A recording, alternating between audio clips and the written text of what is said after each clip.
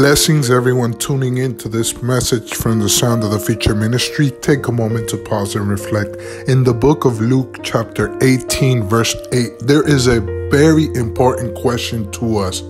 However, when the Son of Man comes, will he find faith on the earth?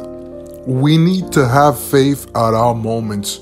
Or do you only have faith when you need a miracle? The Bible reminds us in the book of Hebrews chapter 11 that without faith it is impossible to please the Lord.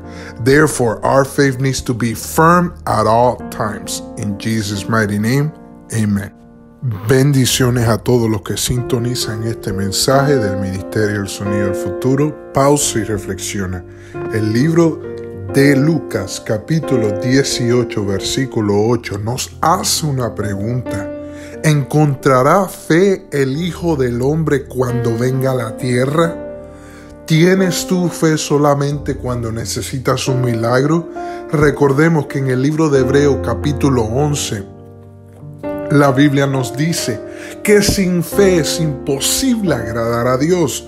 Por lo tanto, nuestra fe debe ser firme en todo momento. En el nombre de Jesús, amén.